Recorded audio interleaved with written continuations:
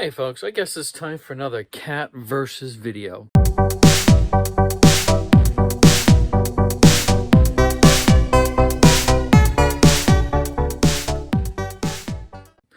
In this case, and I'll show you when I get upstairs, I have a power strip, not a very big one, a few things plugged into it, but it does have a nice little shiny red dot, which the cats could care less about, except when they decide to accidentally walk over it. So I decided I'm going to build a really quick box. I can finish it later if I want to, but I need to do something really quick so that I can set it over the power strip.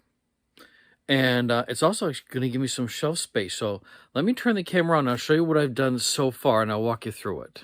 All right, so my dad's cellar, we've got a lot of leftover wood. Now, the first thing that I did was to find a box that was the right size that would fit over the power strip to give me measurements. Here's my box. Now, I mean, this is pretty lightweight. Cats walk over this. They're eventually going to fall through. That's not going to really do very good. So I found some wood. I used this as my template to measure all this out. And I also made sure that the inside measurements were pretty close. I know that this is a little bit wider than the power strip itself. Now, all I've done is I just used some basic finish nails to hold this together. It doesn't have to be glued. It's already really sturdy on its own. I might need to sand the little bottom a little bit because it's slightly off, but I think it'd be fine. So now the next step, of course, is I don't want them crawling in the top. What am I going to do for a shelf?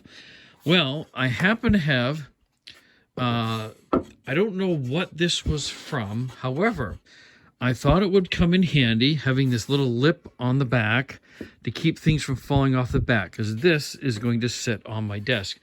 Now, this just happened to be the exact width I need. So what I'm going to do next is to, I don't need to measure this. I just need to put a pencil mark underneath. I'm going to cut it. And then I'm going to use finish nails to nail this to the top so they won't be so visible. All right, so now that I cut this, I made sure my measurement is correct.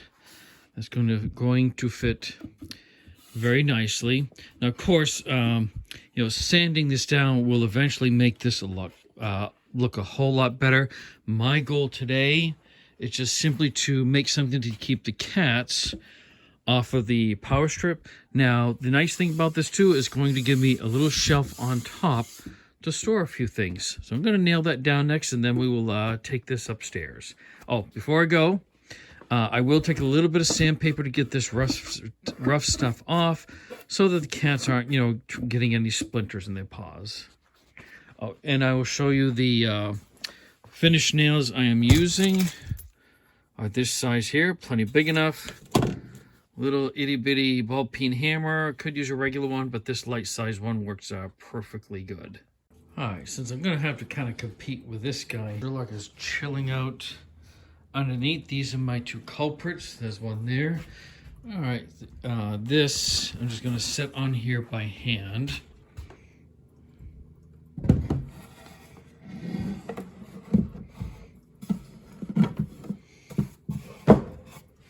And now another reason that I made this access front here, so I don't have to lift this up to plug things in. If I do want to turn it off, you can see there is a master power switch right there. And I have different items like my second laptop here. I have a USB hub charger. So these I can just reach in and plug in, or I just slide this out a little bit, grab what I want to plug in, and I got my helper right here. Okay, maybe he can help a little bit less. All right, come on, pal, come on, over here. Come on, kitty. All right, so let's try this again with a little less help this time. So I can slide this. You can see I also made this tall enough so it would not be an issue for like this right here. Now this particular plug is really tall, so I'll have to lift this up and bring it over. But once it's plugged up and in there, I shouldn't have to do anything again, but I will put that as the furthest one in. And let's see, this is for the charging hub, because sometimes I'll have 2 or 3 items to plug in at the same time. So we're just going to plug this in. Make sure I have plenty of cord. Actually, I'll need to undo this so I have something to work with. Maybe not. Let's put this up top.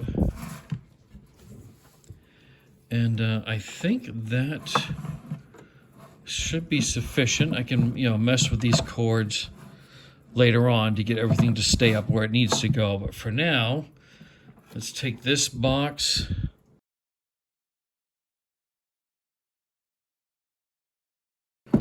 But let's do this. Slide this in there. And actually, I can bring this back quite a bit further. Just enough room so I can reach in and turn off that outlet. Because this is what the cats were walking on and shutting things off on me when I was charging up either the cell phone or the laptop. So let me straighten up all these cords and I'll give you a better picture at the end. All right, so here is my final setup. The little notch here in the back to keep things from falling towards the back. I have my excess wires that I can tuck inside when I'm not using, so it makes it look a little bit nicer. I did decide to use double-sided mounting tape to keep this in place because I just didn't like it floating all around, and I think it looks nicer. Now, this gives me the option to put some things up top here. If the cats jump up here now, it's no big deal.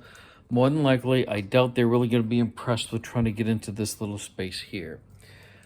So this is my cat versus power strip option. My solution. Again, this is something temporary. I will be moving probably in about maybe 6 or 7 months. And if I still use this at that point, then I'll decide if I want to sand it down, make it look really nice, maybe do some tacky paper, something to spruce it up a little bit. So I hope you found this little video helpful, if nothing else entertaining. Like, dislike, comments below. Anything you want to mention or say, feedback, I really appreciate it.